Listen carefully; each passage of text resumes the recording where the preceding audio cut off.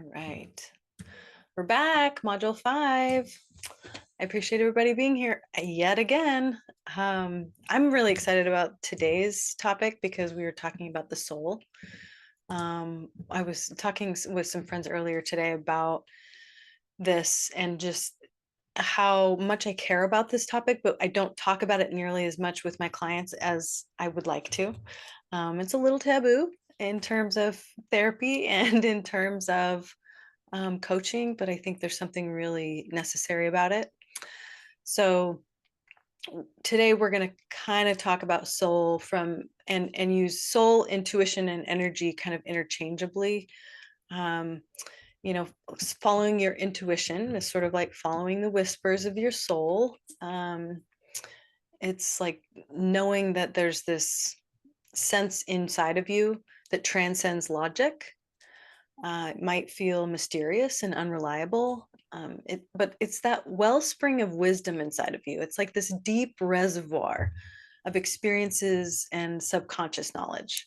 So we talked a little bit last time about what's our gut reaction, or our gut sense versus our intuition, and that sometimes they overlap, sometimes they can be distinct.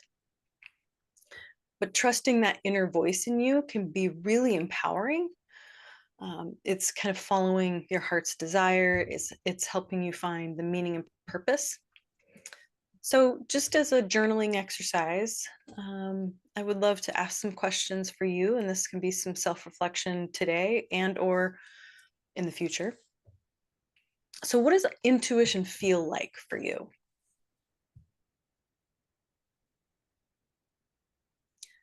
Do you experience it as physical sensation, an audible voice, mental clarity?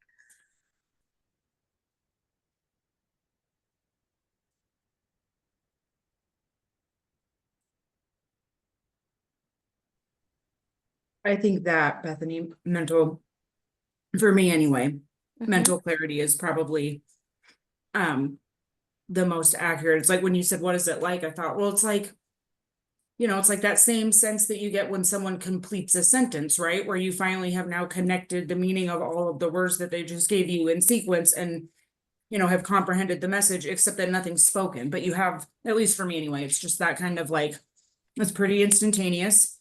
Yeah. Comes to you sort of all, I shouldn't say all at once, but in fairly clear form, right? And it's just all of a sudden this awareness of like, oh, okay, I knew something I didn't know 2 seconds ago. Yeah. And we didn't necessarily talk about this specifically last week, but I am curious, how does a person or how do you specifically differentiate between intuition and fear? Because there are intuitive hits that we get sometimes that do have sort of that fear flavor. I don't know if anybody's had that experience where it's like something bad's going to happen and I just know it. I can't put my finger on it. I can't name it, but something is going to happen. You just sort of know.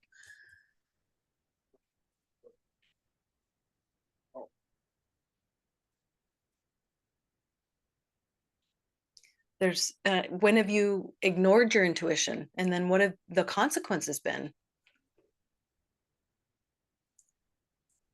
And then the last question, how can you cultivate a stronger connection to your intuition?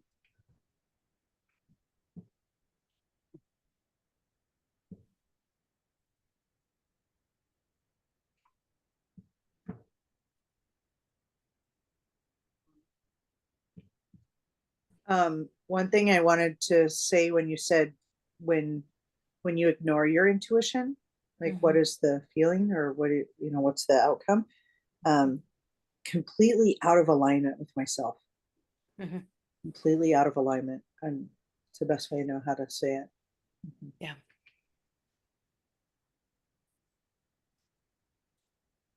The point you made about between fear and intuition, I honestly don't know. Because like if I'm on a walk or something by myself, going Mhm. hiking with my dog, um, I, it, I can't even put it into words, but that's a really good point. I don't know how to differentiate between the two. Mhm. Hmm.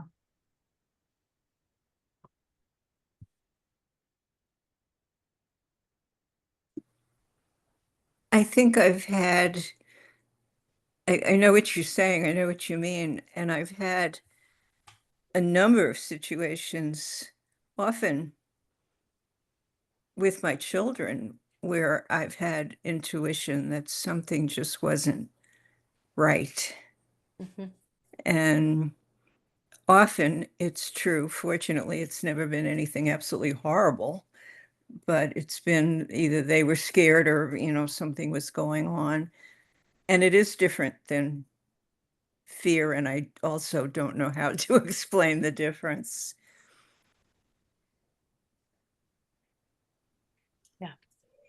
Yeah, The I think dog it's example is a really good one of kind of what I had put in the chat, but it's a perfect one.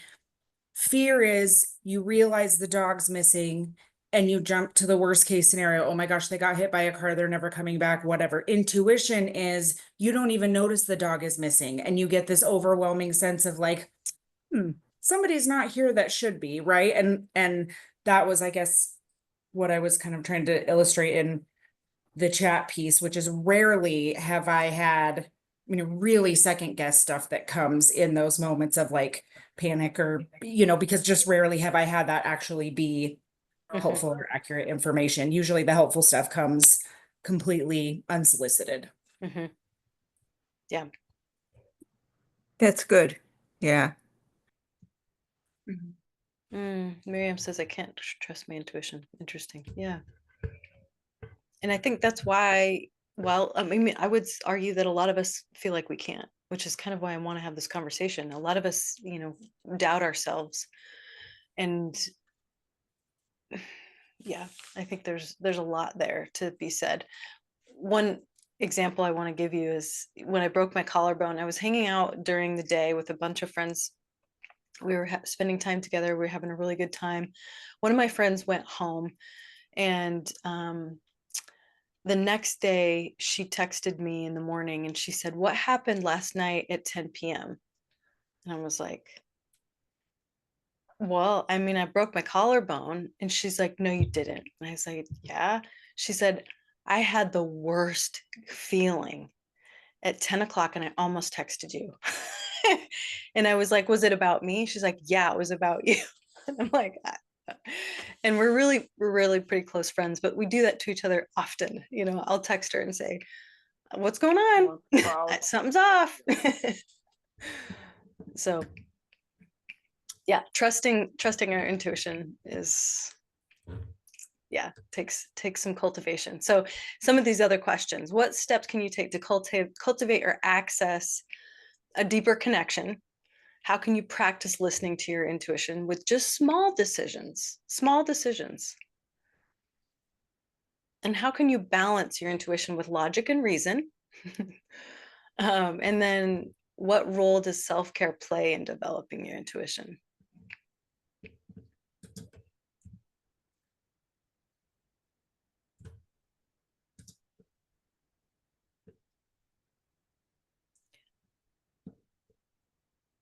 So I want to circle back just really quick to last module, talking a little bit about our bodies and patterns, and then as it kind of relates to intuition. So, invariably there will always be, oh yeah, interesting. Super confused about intuition versus ESP. Yeah.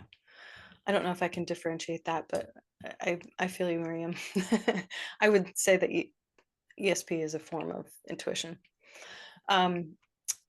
So we might need to adjust our route in terms of things that might occur in our bodies. So I'm using my collarbone and the back, throwing my back out as just examples of the curveballs, right? It's like you're on a trajectory, you're living your life, you're on a path, and then something happens where you have to shift gears. And it's not really what you had in mind. It's not really what you wanted to choose, right? But there's something that happens. So then how do you recalibrate? How do you realign? There was already a conversation earlier about alignment, right? If you're not accessing your intuition, there's something that's out of whack. There's also something that happens in our bodies that are patterns. We repeat things over and over, which is why I want to have a deeper conversation at some point. I don't know if we can get into it today, but really about the difference between like fear and anxiety and intuition, because our bodies are habituated to look for threats, right? We anticipate, or we look for something that isn't going to work, or isn't or that's going to threaten us, versus there's something really deep inside of us that is like, this something here isn't right, like Lois was saying. So our emotional well-being is also very tied to our well-being, into our intuition. And there's a lot of meaning and purpose as we talk about our souls, because by nature we're just meaning making beings. So most of us strive to kind of figure out how to live our lives and how to live them well. So many of us grapple with really big existential questions that facilitate a deeper connection with our soul, intuition, and energy. So my definition of soul encompasses the energy and essence of a person. It's kind of like who you are at your core. It's without the noise of society telling you to be a certain way. And it's without the thoughts in your head about the things you quote unquote should be or should do, right? It's not the background that you came from. It's not your parents said that you had to be a particular way. It's who are you and how do you want to show up in this life? What are the gifts you have? What are the talents, the personality, the thoughts and beliefs, the behaviors, the body, the story, right? Because there's something really unique about each of us. So then how do we bring that forth, and how do we bring purpose to our lives and to other people? So for some of us, it's a really frustrating experience because we're kind of flailing around hoping that that someone hands us a map and says, okay, follow this. And that's just not our life experience. We kind of have to figure it out. And one of the things that I have sort of struggled with is this idea of death of identity, kind of having to die a part of you, or mourn a part of you to experience expansion and growth in other areas.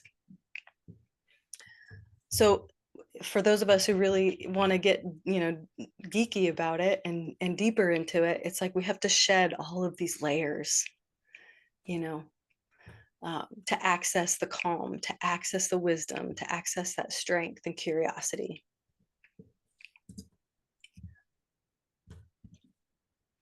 So here are some questions you can journal. If people want to talk about it, I would be more than be willing to have kind of a conversation about these questions. So, things like, what am I truly passionate about?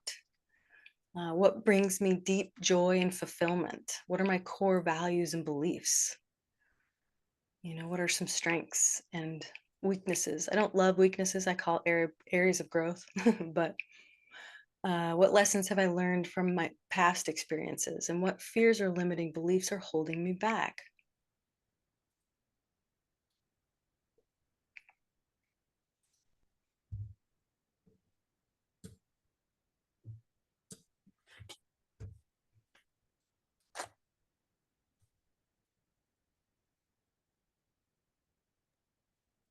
If nobody else has anything to add, I don't want to take up too much Go for it. time. But it's interesting because they kind of all, I'm not going to distinctly answer every question. You'll see why after I'm done. But one of the things that is becoming really increasingly clear to me as I get older and embark on the journey that we're all on is especially like when I tried to, there was like some inner child like journaling prompts that I had gone through, and one was like, who did you look up to? Who was your hero? And there were several other questions where it was like, well, I don't really know, it kind of changed all the time. And so anyway, in lots of ways, it's becoming increasingly clear to me that the things that I thought I was passionate about. I was passionate about because I thought they would get me connection with somebody, right? And so that was very shaped by approval or the seeking of approval and like who I was around and like spending my time with, probably more so than is normal for a youngster, right? Like some of that's to be expected, but this was really like, I don't think I ever figured out what brings me deep joy and fulfillment or what I'm passionate about or what I'm getting there, right? Like what my core values and beliefs were.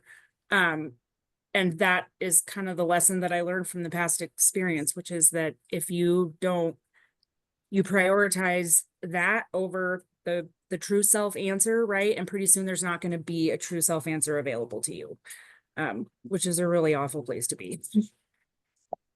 Well, so tell me more about that. Because I'm curious about that. So pretty soon there's no true self There's no true because, self answers available to you, okay, in that you do, the answer becomes I don't know all the time, right? Where like, you do it so much where you're like, well, okay, whatever the flavor of the month is, that's my new favorite artist or my new favorite recreational activity, or I'm going to take up this hobby. But when those things are rooted in an effort yes, to build relationship and not in or gain approval, right? And not rooted in things that are truly meaningful to you. You yeah, fast forward one day and then you go, well, what am I passionate about? And you really don't know. I mean, it's in there somewhere, I'm sure, right? Like I'm sure there's, and I'm learning the things that I'm passionate about, but it's kind of a reckoning a little bit to go, I don't even know how to answer this question. I don't know what I would say. yeah, yeah. Yeah, right. And that's what can be really frustrating on this in this exploration. Because for some of us, we may have focused so much on particular areas of our lives where we don't even know ourselves anymore. Yeah. Thank But you for don't you sharing. think it changes as life goes on? And if you answered those questions when you were 18 and you answered them again when you were 40 or 50, and that's okay. Yes. If you say what brings me deep joy and fulfillment is like, wearing lipstick when I'm 13 or something, but it changes and that's fine. People don't accept that. That's why people change careers Mhm, all the time, and that's okay as long as mhm, you do it planfully. Um, I thought I wanted that, now I want this. It's an evolution. mhm.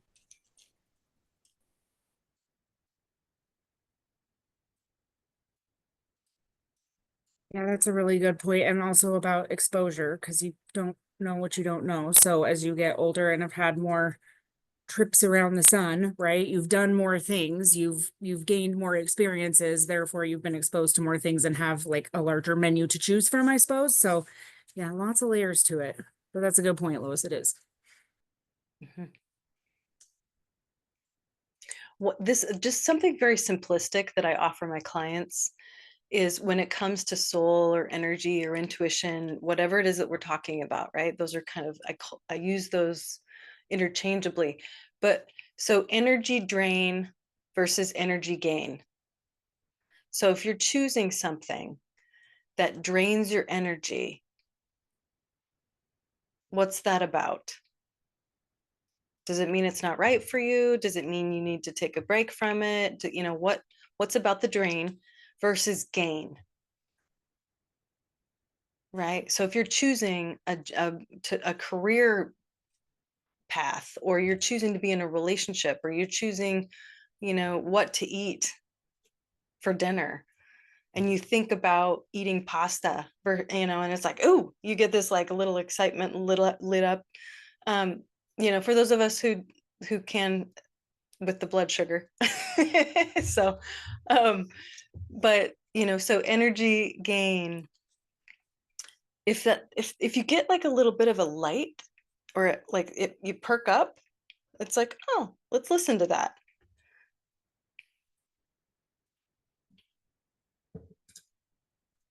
I also use energy same, which is neutrality, but that one's not as fun.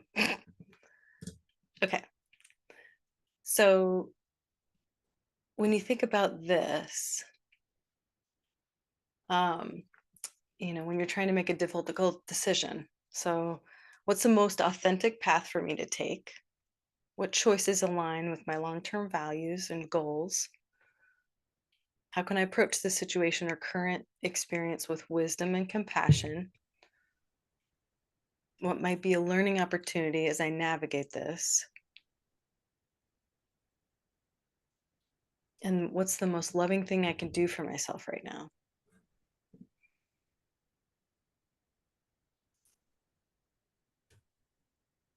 And these questions, if you sit with them long enough, and if journal out some thoughts, you'll find some answers. One of my favorite practices is, and I can't remember if I have it in other slides, but I'm just going to beat to the punch. One of my favorite practices is I have an entire journal that's only one prompt, and the prompt is, what does my soul need to tell me today? And a similar one would be, what does love need me to know today? Because you're accessing something deeper than yourself, you're accessing something wiser than yourself, and then you get to commune with that on a regular basis, right? So when you're in the midst of maybe an anxiety attack or a conflict with family members, you can go there and you can say, okay, what does my soul need to tell me today? And usually it's a wise, generous, kind, compassionate place, and it's inside you.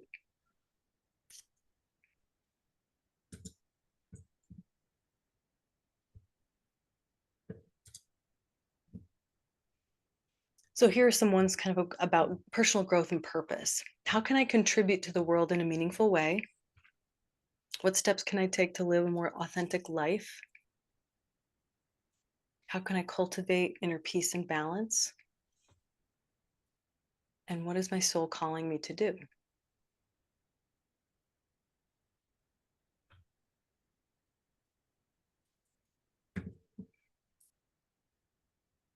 And I think Lois made a really excellent point. These questions might change based on the phase of life you're in, based on situations you're in.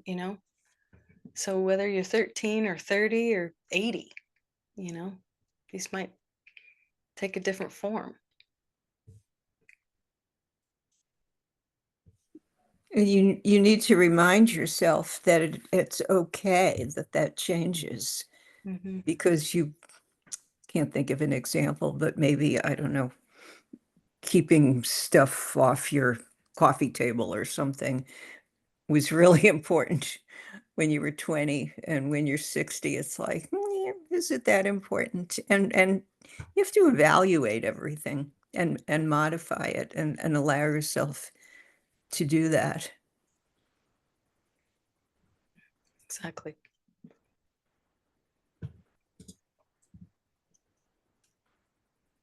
Okay. So I don't know about you, but to me, the soul is sort of this mysterious thing, and it captures kind of our unique embodied nature.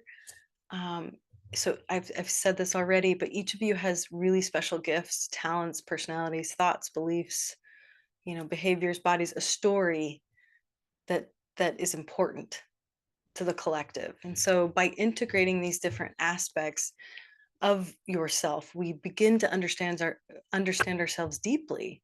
And we start to live a life from a place of groundedness and compassion and generosity and strength. And that's kind of what this whole thing is about, from stress to strength, right? Reclaiming our mind, body, soul connection. It's putting it all together. I read a book right before I launched the program, and when I do this program again, this might be some recommended reading. It's a book called The Mountain Is You: Transforming Self-Sabotage into Self-Mastery. And it's about inner wisdom and soul. And the author, Brianna Weist, she says this, and I think it's really poignant. So one of the most essential tenets of modern wisdom is that deep down, you know the truth about everything in your life, and by extension, your future. The idea is that you are an oracle unto yourself, and your feelings are apertures into not only what's happening now, but what's going to happen soon.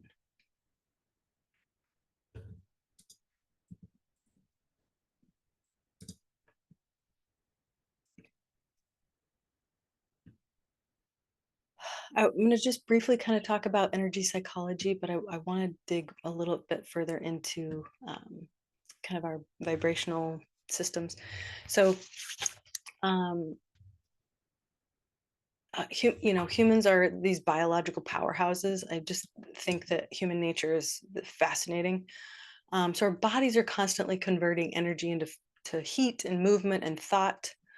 So like from physical exertion of athletes to mental acuity of scientists, like there's this emotional expression maybe of artists and performers and musicians. There's these dynamic sources of energy coming from all these different sides. So this energy manifests in countless ways. It's in our interactions, our creativity, our capacity to influence the world around us, and sometimes often overlooked in discussions in traditional energy sources. The human potential for energy output is immense and undeniable, in my opinion. So energy psychology is relatively new. Kind of combines Western psychological principles with Eastern concepts of energy flow. So it posits that emotional and physical well-being are interconnected through an energetic system. So by addressing energetic imbalances, practitioners believe that it's possible to alleviate emotional and physical symptoms. So it's about stuck energy in particular areas of your body. So while not directly visible, the energy body is believed to be a network of energy channels or meridians. Right? Some of you may be familiar with that concept, similar to those in traditional Chinese medicine. So it's thought to store and process information, including emotional and traumatic experiences. So, when you think about emotional energy, there's possible negative experiences that we create. So energy blockages leading to physical and emotional discomfort. There are things like a practice that I'm getting trained in called emotional freedom technique. And it's this tapping exercise that you go through various places in your face and upper body to kind of remove and move the energy through you. I want to talk a little bit more about. So this is, vibrational energy. This is a vibrational energy chart. It's sort of a guide to emotional frequencies. And it's this visual representation that categorizes emotions based on their perceived energy or frequency, which I found really interesting and fascinating as a therapist. So the concept is rooted in the belief that everything in the universe, including emotions, has a unique vibrational frequency, and these frequencies are measured in hertz. Right? So higher vibrations, the ones towards the top, so emotions like love and joy and gratitude and peace are often considered higher vibrational frequencies. These are sort of those positive emotions that like uplift you and inspire you. I'm sure if I said those words, like there's something in you that you can sort of feel. The lower vibration, the lower vibrations regarding emotions such as fear, anger, sadness, guilt, they kind of weigh us down, right? They're a little heavier.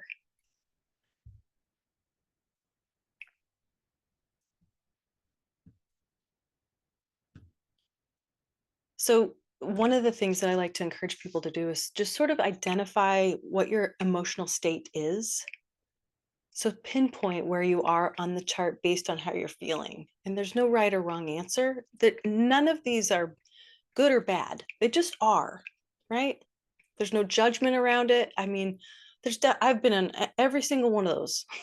We all have, right? The point is to understand the implications, right? So you just recognize the potential impact of your emotional frequency on your well-being and on your relationships. So when you're maybe you're experiencing fear, right? There are definitely techniques and strategies to use to help move you into a higher frequency. It could be things like meditation and mindfulness. It could be some energy healing practices. It could be, I'm not a huge positive affirmation person, but I am interested in shifting mindsets. And so in ways that feel authentic and true to you. And like I said, the goal is not to avoid the negative emotions, but the idea is to sort of uplift and bring the energy to a higher frequency. One of the things that I love doing with my clients is having people either use Spotify, Apple Music, whatever your favorite listening station or app is, and you type in like 852 hertz or 500 hertz. And you're going to get a curated list of songs that have vibrational frequencies of some of these emotions. And so it's something it's like kind of a silly, kind of geeky thing that I do, because I'm fascinated by how our brains are affected by sound. So alpha waves, beta, theta, delta, and how it impacts our nervous system. This is just one way of several to help you get into maybe a different energy frequency that you may want.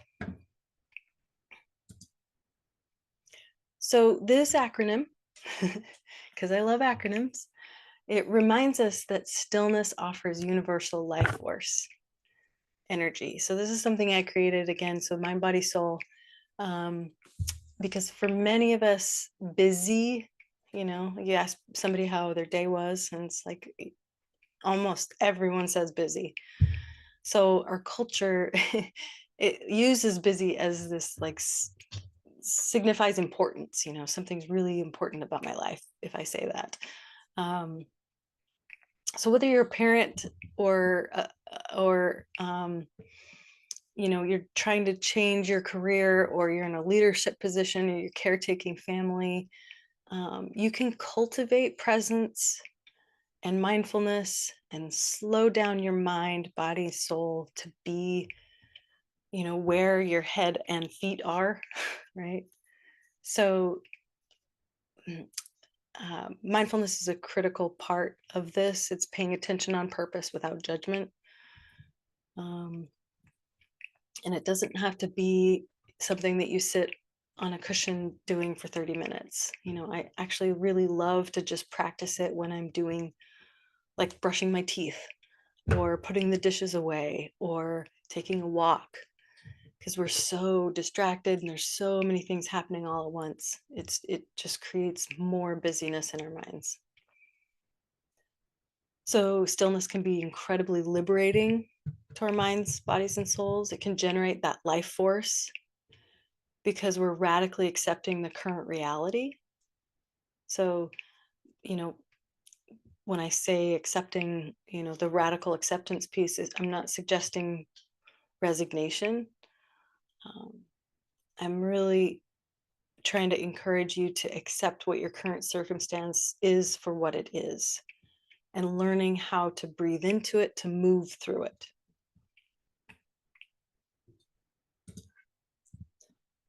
So I want to kind of end with this quote. I really like this quote by Carl Jung. I am not what happened to me. I am who I choose to become.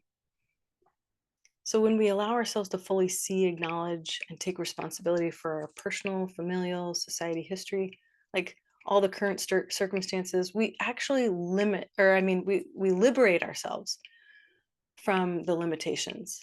So by radically accepting where we are, and offering stillness around that, there's a lot of liberation, self-liberation that can happen, which gives us access to our soul.